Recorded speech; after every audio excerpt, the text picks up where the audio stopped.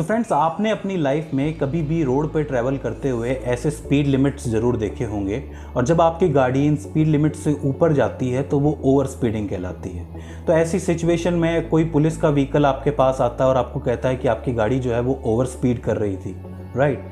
तो आपके मन में ये सवाल ज़रूर आता होगा कि इनको कैसे पता चला कि हमारी गाड़ी ओवर स्पीड कर रही है।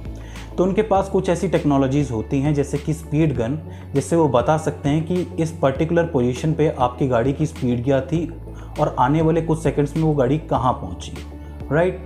तो ये सब कैसे हो पाता है? तो इसका कारण है न्यूटन्स लॉ और क्लासिकल डायनामिक्स, जिससे आप इजीली बता सकते हो कि पार्टिकल का या फिर बॉडी का फ्यूचर क्या होने वाला है। लेकिन जब आप बात करते हो एक छोटे पार्टिकल की, जैसे कि इलेक्ट्रॉन हो गया, प्रोटॉन हो गया, ऐसे छोटे पार्टिकल्स, तो उनके साथ थोड़ा सा केस बदल जाता है। उन पर क्लासिकल डायनामिक्स के लॉस अप्लाई नहीं होते हैं। हाइजेनबर्ग का अनसर्टेनिटी प्रिंसिपल भी हमें यही बताता है कि किसी भी इलेक्ट्रॉन या फिर प्रोटॉन का मोमेंटम और वेलोसिटी किसी एक वक्त पर बताना मुमकिन नहीं है। कहने का मतलब ये है कि अगर एक इलेक्ट्रॉन ट्रैवल कर रहा है और आप ये कहते हो कि इलेक्ट्रॉन की पोजीशन ये होगी इस टाइम पर, तो ऐसे में उसका जो मोमेंटम है उसके बारे में आपको कोई जानकारी नहीं होगी। मोमेंटम कुछ भी हो सकता है।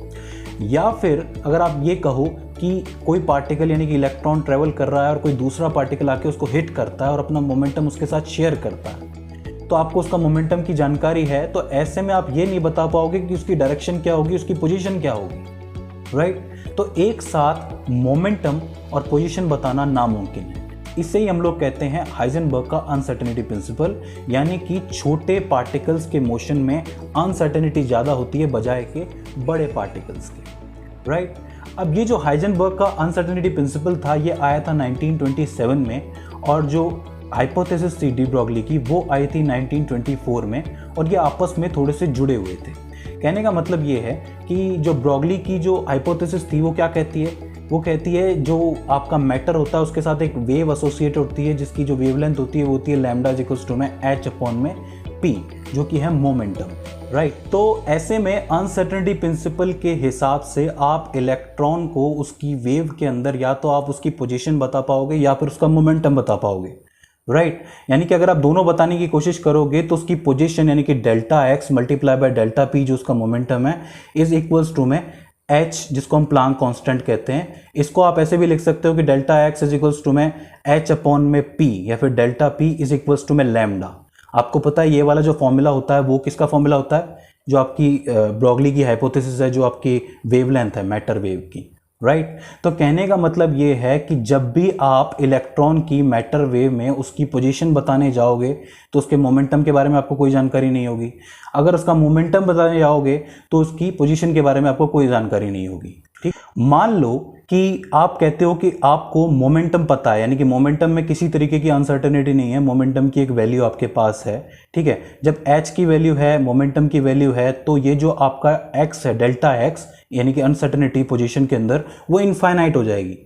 अगर पोजीशन में अनसर्टेनिटी इनफाइनाइट हो गई है, यानी कि जो आपकी वेव है वो भी इनफाइनाइटली बड़ी है, और इस वक्त उस इलेक्ट्रॉन की लोकेलिटी कहीं पे भी हो सकती है, यानी कि वो इलेक्ट्रॉन की पोजीशन कहीं भी हो सकती है, आपको सिर्फ उसका मोमेंटम पता है, राइट। वहीं आप कहो कि आपको इसकी पोजीशन पता है, यानी कि इसकी पोजीशन के अंदर किसी तरीके की अनसर्टेनिटी नहीं है, तो ऐसे में आपका जो मोमेंटम है वो इनफाइनाइट हो जाएगा। आप नहीं बता सकते कि उसका मोमेंटम इस वक्त कहाँ है, किस डायरेक्शन में वो जाएगा, किस मोमेंटम से वो जाएगा, राइट। ऐसे में भी वो स्पेस में कहीं पे भी जा सकता है, ठीक है। तो इस सिचुएशन में जो आपका delta x multiply by delta p is equals to में h है, h जो है वो प्लांक कांस्टेंट है। तो आपको ये पता है कि इन दोनों में से कोई भी इनफाइनाइट नहीं हो सकता।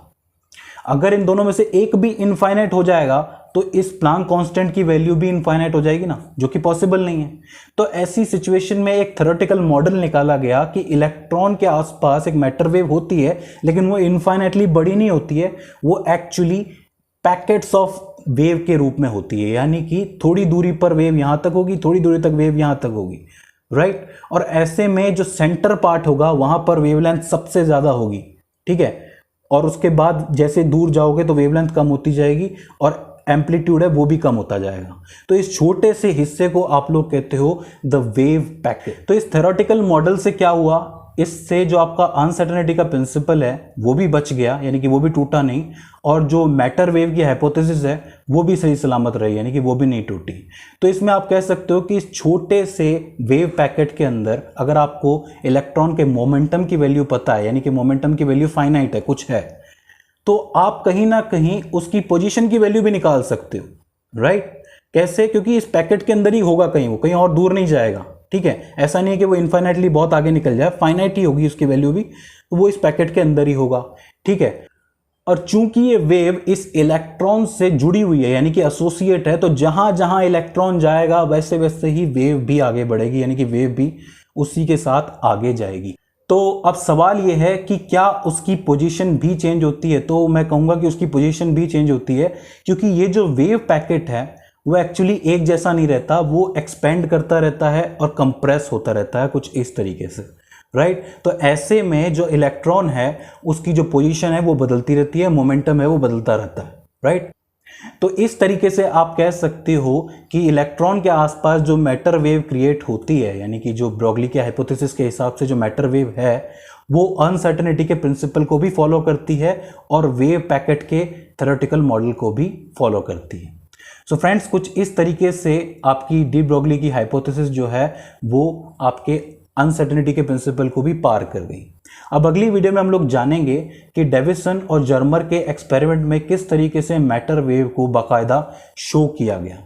सो फ्रेंड्स, आई होप आपको ये वीडियो समझ में आई हो और ये वीडियो आपके लिए हेल्पफुल साबित हो रही हो, ये सारे कॉन्सेप्ट्स आपको समझ में आए हो।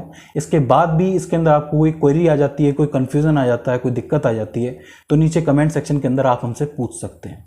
सो फ्रेंड्स, आज की इस वीडियो के अंदर बस इतना ही। सी यू इन द नेक्स्ट।